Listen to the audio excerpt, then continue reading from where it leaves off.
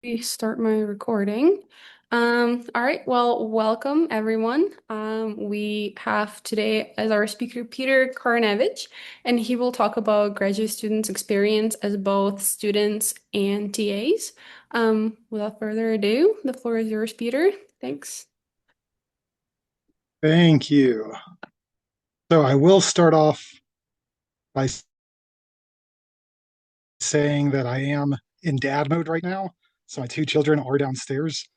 If they come running up, I might have to stop for a minute to take care of that, but otherwise we should be good to go.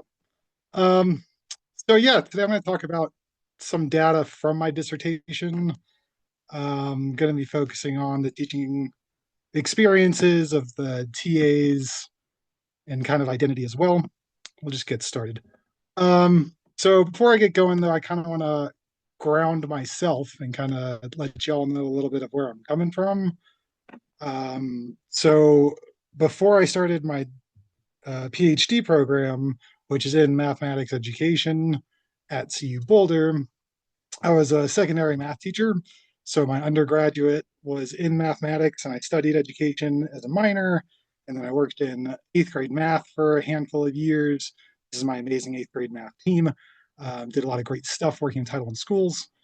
And then also, I am a student of mathematics. I've taken a handful of graduate math courses, and this is my daughter doing something. That's how I feel when I do mathematics sometimes, just random scribbling, and it doesn't make sense until it's done sometimes. Even then, it sometimes doesn't make sense. But anyway, this is a little bit about me, where I'm coming from, just to kind of let you know how this is kind of motivating what I'm thinking, where I'm coming from, and the reason why I'm kind of pursuing this graduate math education stuff. So again, why study students of math? Development of teaching identity is very under-researched in this population. Shout out to Royce, which isn't here, unfortunately, but know that he does a lot of work in this space, Johan as well.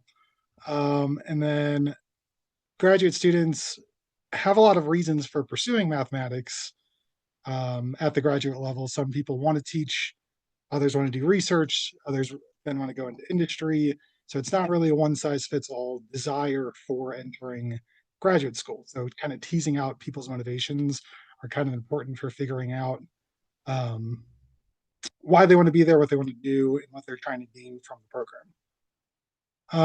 And then teaching being an important thing for graduate students. Most graduate students in mathematics are required to teach, but their training is very inconsistent. It's kind of hit or miss what they're going to get in terms of teacher training. So that's also important to kind of notice and realize, and maybe try to think about how we can help students that are not getting great training, and kind of think about, okay, what can we do to help support them?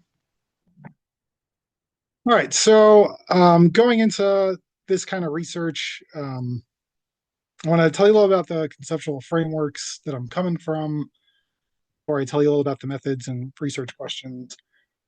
Um, so when we're talking about teaching practices, there are a lot of things that influence teaching. It's not just one or the other. So from this research study by Olseson Hora, they came up with four things that their faculty discussed as influencing their teaching practice. So a big factor was their experience as an instructor. So teaching was something that influenced their teaching. So they were learning as they were going, figuring out, okay, I tried this, it didn't work, let me try something different. I tried this and it's been working, so I'm going to stick with it. A little bit of it was also a thing that they picked up as a student. It wasn't just their teaching how they were taught, but that was a factor for many of their participants. They also talked about non-academic roles, so like family and friends that influenced how they're thinking about teaching, and then also their research influenced their teaching. For me, I'm really focusing on the graduate students as students and kind of what their classroom experiences are doing to influence how they're thinking about teaching. Also, this approximations of practice idea, I'm going to talk about this a little bit later, but it's just the idea that when we're thinking about teaching, um, when do these teachers get the opportunities to practice teaching in non-formal spaces? So in teacher education programs, we do a lot of rehearsing where we get to practice our teaching in front of our peers, kind of get feedback, have that clinical setting. And in the graduate programs, that does not happen as much. So, like I said, I'll kind of come back to this because it's a good thing to think about when we're trying to think about teacher education and where students get to practice being teachers. And here's the definition that I pulled as well. Novices practicing the tools of the trade. All right, and then because identity is in my title, I feel like I need to tell you a little bit about identity. Um, Pretty much my thoughts on identity is coming from the sociocultural lens, that it's not just something that is internally built, but it's also influenced from the external cultural environments and how the individual's interacting. So it's just important to note that interactions with other people influences how people think about their own identities.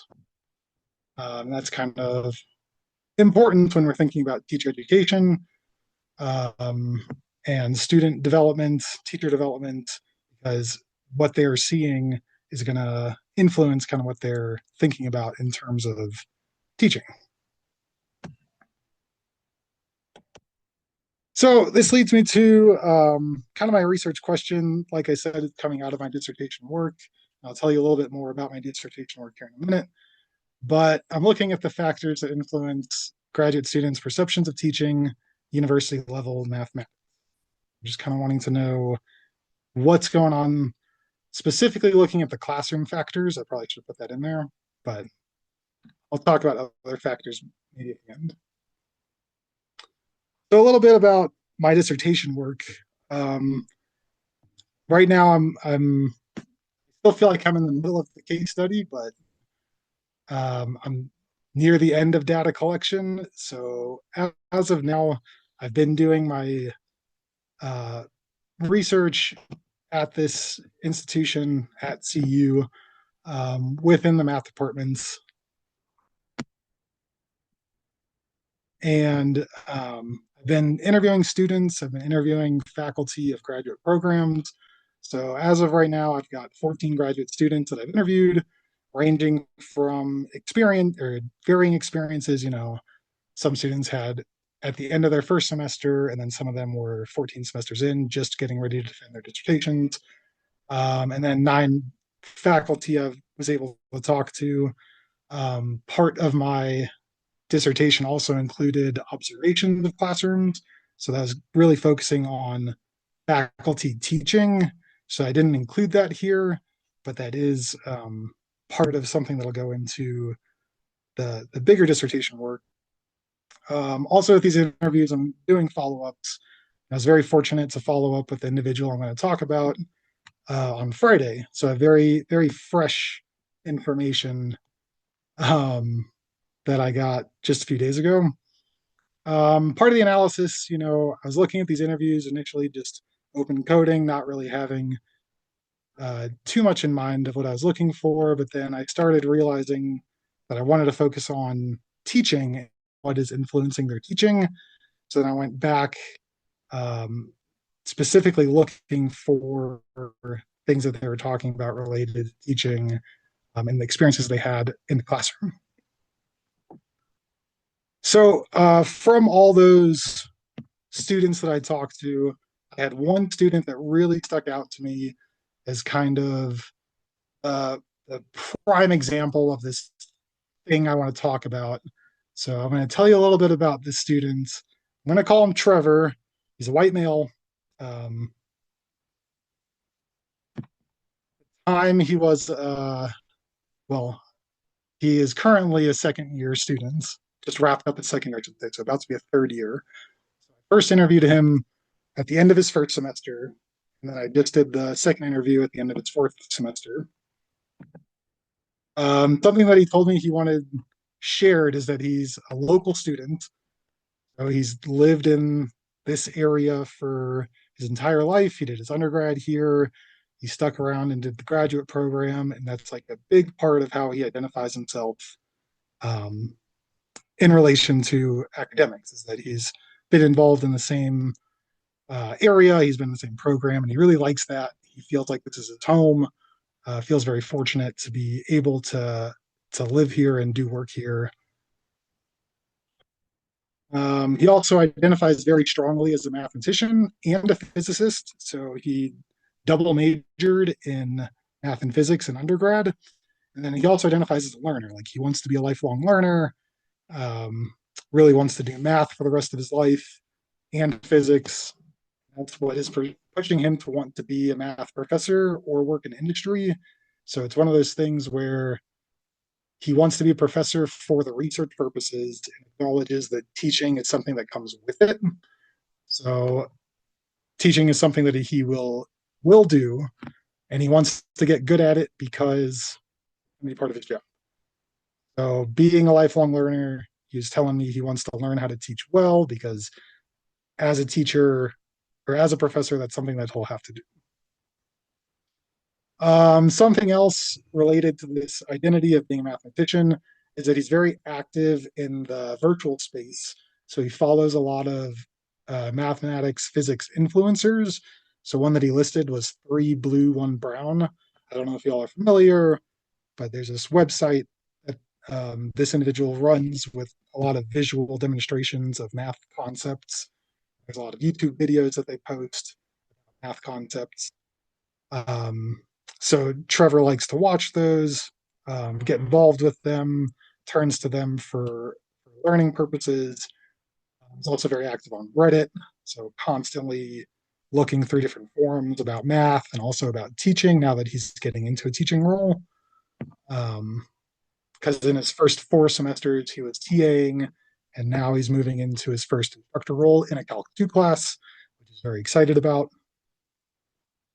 Part of this also was getting good grades in his math and physics classes as an undergrad. That kind of helped contribute to this identity, makes him feel like he really understands concepts, not just by the good grades, but also being able to explain things to others. He also likes to learn math individually. He, during one of the interviews, he said that this is something that he doesn't recommend for others, that he just does things by himself and tries to learn as much by himself, with the caveat of by himself meaning also with these Reddit pages, influencers, things like other resources that are not directly engaging with other people. And then he told me like if he gets really stuck, he'll go to office hours, and that's kind of the most interaction that he would tend to do, specifically during his undergrad. And then also talking about learning, he gave me a very cognitive interpretation of learning, specifically looking at reflection. And he was talking about looking at previous problems to know that he's learned them. He looked at a previous problem. He's like, oh, I know what I'm doing with this problem. He's like, oh, I've probably learned that concept. And then understanding mistakes is also part of the reflection piece. He's like, if I look back at a mistake that I made and I'm like, oh, I know why I made that mistake, or I know that this is correct because that mistake, it's like, oh, that's an indicator that I've learned something. And then also it talks about the idea of explaining. If he can reflect on what he's already learned and then talk to somebody about it, that means he's learned something. And then something else I think that's important to note is that he hadn't thought about teaching very much before graduate school. So from K through 16, he was very much so, I want to do math. But then when he started applying for graduate school, he was like, oh, I have to TA now, or I have to instruct. That's going to be part of the gig. Cool, whatever. But it wasn't something that was actively on his mind during prior years of teaching or prior years of learning. So that being said, a lot of his undergraduate was very lecture heavy. So when we were talking about this, he identified lecture as the fundamental unit of instruction, which I thought was just so interesting. Of that's the basic thing that he thinks that he's going to have to do, and then there are things that are going to get built on top of that. Um, so the reason that I chose Trevor specifically is because I think that he embodies a um, math student that we see in the graduate program very, very often. Of these things like very motivated to be there to learn math. They're typically there for the math's sake. Some people are coming for learning or for teaching purposes, but also the emphasis of the program is it's a math program, so we're going to teach you, right? Also, this idea of the learning individually, I've heard from a lot of other participants that that's their preferred mode of learning math, especially at the graduate level, is that they like to do things on their own and then occasionally talk to other people. That was very common response of the 14 people that I talked to. Maybe a handful of other people, a handful of those 14 said that they liked working groups.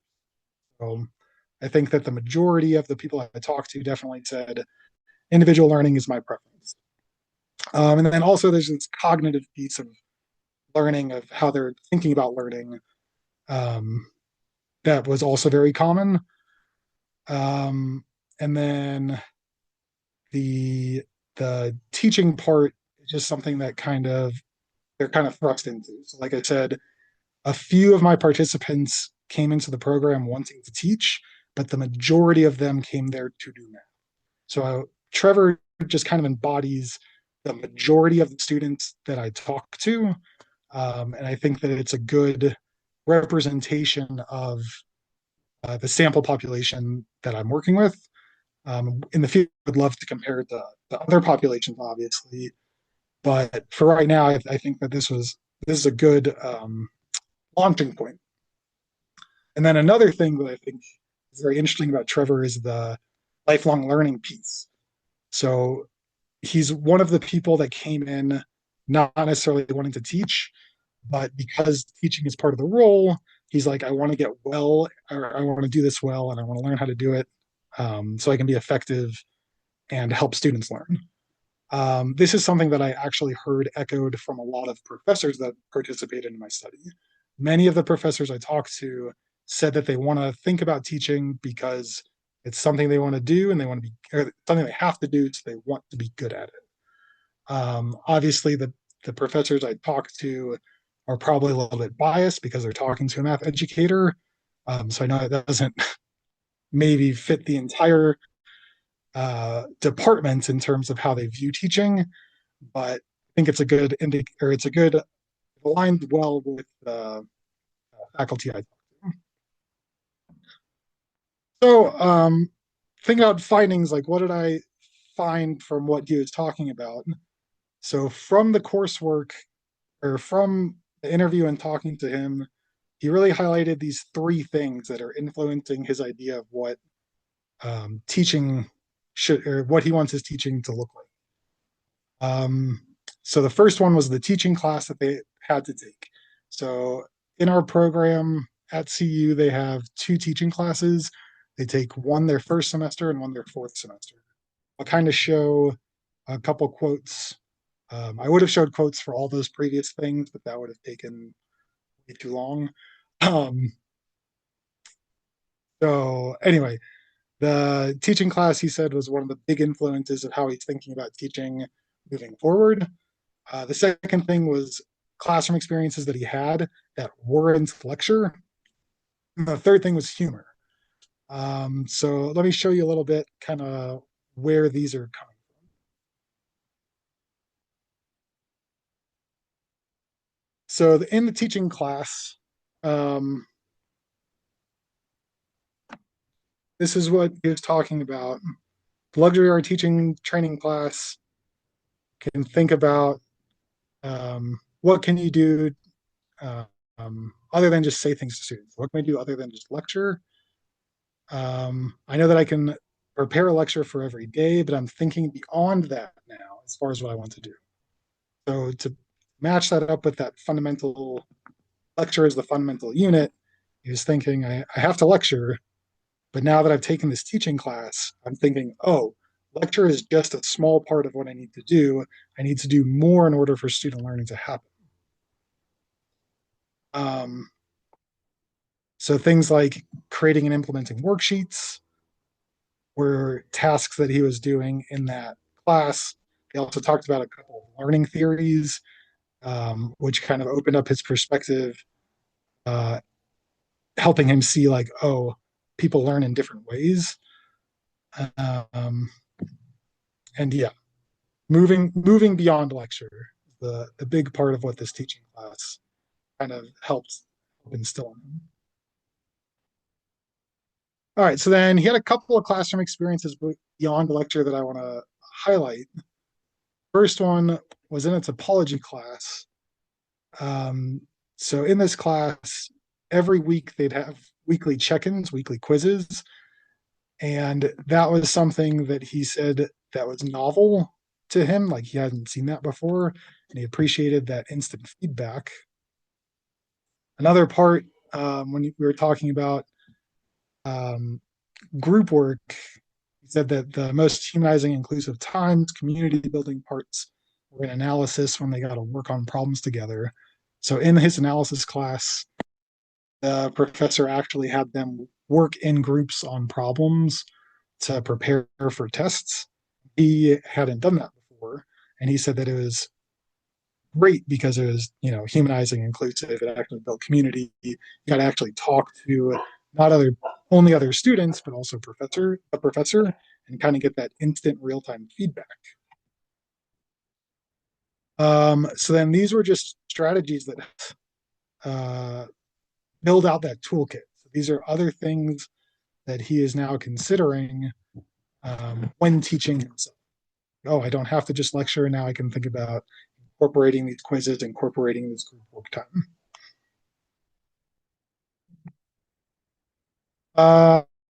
Some experience on the lecture. Um, this big idea was this worksheet. So to give kind of a little bit of the backstory on the worksheet, his professor in a different class, I think it was algebraic geometry, went away for a week.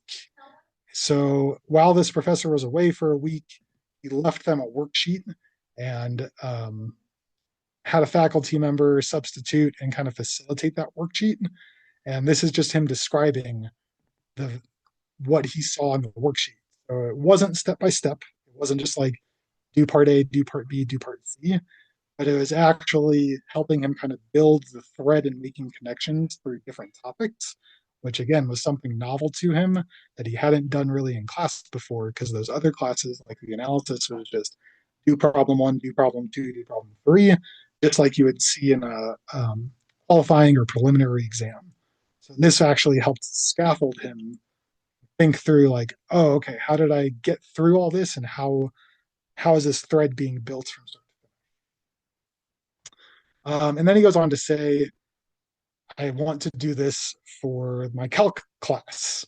Um, I want to give students kind of this roadmap of calculus to help them kind of see where they're at, and attributes this idea of doing this worksheet to seeing the worksheet that his professor did. So again, like the artifact, the worksheet creation came from um, actually experiencing this.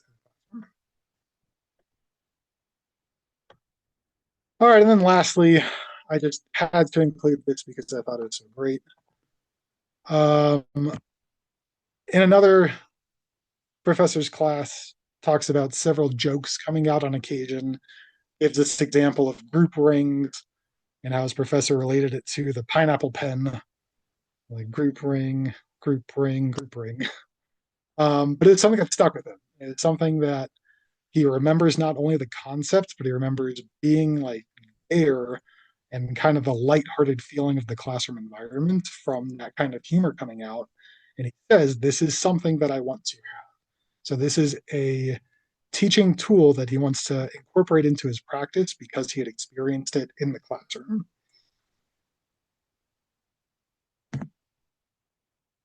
Um, so from there, we saw those handful of things that kind of motivated how Trevor's thinking about becoming an instructor from that previous experience as a student.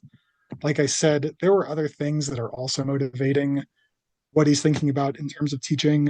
A big part of it was the online community um, that he's involved in. Um, there are other things the, related to homework and community building that came up from just being in the building and kind of being around other people that makes him kind of want to think about incorporating that into his class. Um, I don't have this as a discussion prompt, but I think it's important to kind of think about tensions that arise when thinking about implementing group work. One of the tensions that he talked about was the timing. So this is anticipation of the classroom of what he's going to be doing, and he is anticipating the timing situation with I have 50 minutes to give this material. If I want students to talk for 5 minutes, then I need to shorten 50 minutes of material to 45 minutes. So it's already kind of the projection of um, what I want to do and what is it actually going to look like. So, like I said, he already has some of these strategies and tools that he's been acquiring from being in the program, but very few of them are actually practiced in a teacher prep environment. So mostly he's just kind of seeing these things and then turning around and implementing them and kind of sink or swimming. These are kind of a few of the things that he talked about, that we talked about, that he noticed. The bold ones are things that he actually gets to practice as a TA um, and practice within the class. So as a student, he got to do group work. He got to experience guided worksheets, got to experience being a grader. And then as a part of the teaching education class that he took, he had to consider student misconceptions. Those are like practices that he got to actually do and approximate outside of being a TA that he can then take into the classroom as an instructor, as a TA again, with it a little bit more ironed out. But there are so many other things like we could keep going when we're thinking about teaching practices. Um, he hasn't yet got to create a mini quiz or implement a mini quiz or think about those outside resources and how he's actually going to implement them in the class. Like he's at a theoretical level, but hasn't actually been able to do it yet. Pacing was another thing that he talked about, that I just talked about. And then administrative tasks were things that came up like on a Canvas page, turning in grades, things like that. So as we can see, as I talked about, things outside of the class also influence teaching identity. I just didn't really focus on those right now, but it's important to come back to it and say like there is still so much more that we could look at and think about. This is really just a small sliver. So then, direction I kind of want to push this and think about going forward is how can we um, give these more give more opportunities for graduate students to approximate their practice and actually do the tasks, do the things as teachers to get them ready from teachers, even if that might not necessarily be their ultimate goal, because they do have to do it during their years as a graduate student, and they might end up in a professorship where they're going to have to teach. So one of the things that I recently learned about was this meta math project. Is anybody here familiar with the meta math project? Give me a thumbs up, or I don't know. Can you give a thumbs down? Is that an option? I have not heard of that. Thanks, Mario. Anybody else heard of it? Not heard of it? I All also right. have not heard of it. All right, great. So I'm glad that I'm able to introduce this to you. I heard this at the MAA Rocky Mountain Division by Elizabeth Arnold out of Bozeman. So this MetaMath project is a project that created curriculum for undergraduate math courses to help support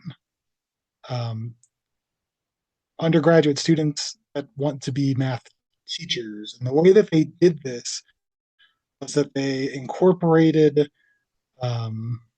teacher pedagogical practices and problems into the curriculum. So they'd give like calculus problems, but they'd frame it as if you were a teacher, either grading somebody's homework. So it's like, you got this problem, and here's what they did. Identify if you think it's right or wrong. Identify why, or explain why you think it's right or wrong. How'd you fix it if it's wrong? Things like that. There are also, I wish that I pulled up more examples. There are a bunch of other examples about how they were leveraging like pedagogical practices and content learning at the same time. So it's like, it wasn't just one or the other. How you know how methods classes sometimes are. It's just like, we're just going to talk about pedagogical development. You should already know the calculus content. So like, I'm going to give you this problem. You should already know the answer to this problem. Do the teacher thing. This is like, you're learning this, and you're going to learn this through how a teacher teaches. So I thought that was just extremely fascinating. MetaMath project coming out of Montana and the University of Austin, Texas. It's just a way of thinking about applying math to teaching and learning math contents through the application of teacher practice. So it's not just learning definitions, theorems to ultimately try to prove stuff, but it's a much more active opportunity for the student to learn things. And I think it's really beneficial to think about it in terms of pure math, because pure math, people in pure math tend to pride themselves on the idea of learning math in a decontextualized way and building off of logic.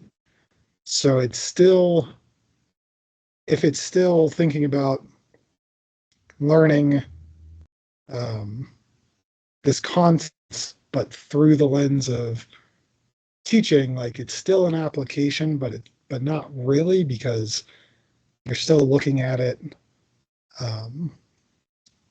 the way that a pure math researcher would. So pretty much I was just trying to end with this push of like, I think it'd be really great to think about pushing the pillar courses as content for developing this kind of curriculum, because this is like analysis, topology, algebra are very common in graduate programs that most students have to take anyway. So being able to kind of do the two birds thing of, you're learning this content and you're learning teaching strategies at the same time, I think would be extremely beneficial. So that's about it. I'm excited to hear what your thoughts are.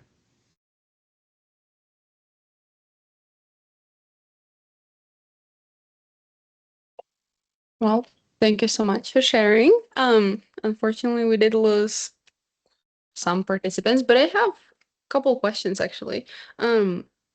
So I think this was the participant's fourth semester, right? And then you mentioned that the program doesn't let them actually teach until their fifth, so they're TAing up until their third year. Is that true?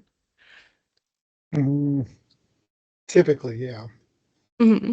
And then were your participants all in the math program, or was it also math ed? So math students. As part of the larger set, I did interview one computer science student because he was in a graduate math class, but I haven't looked at that interview yet. And I also did undergraduate students taking graduate courses, but also haven't looked at those yet. Thank you. And then I guess the biggest question I had after, listening to your findings was that it's really interesting that the person, I think, Trevor, he didn't think about teaching, or that wasn't his main goal as entering grad school. And yet, when he was attending the classes, and especially after the teaching class, he was paying more attention to what has worked and what hasn't worked for him in topology and analysis. And I guess, do you think this, I don't want to call it hyper awareness, but perhaps just simple awareness of different teaching techniques, um, became he started noticing it after being aware that he himself has to teach? Because I think in undergrad classes, you're just taught the way you're taught and you don't really pay much attention to what's going on. I just wanted to hear your thoughts. Yeah, I do think that knowing you had to teach was the catalyst to start paying attention, and the seeing the different techniques. Because in his undergrad, it was all the same. Um, it was just straight lecture all the way through. He said in his physics classes, there were some groups that they would take, but other than that, lecture was the only thing that he ever saw. So I think if maybe he saw something different during undergrad, maybe he would have thought on, but it's one of those things I don't think we'll ever know because he just never saw it. Thanks.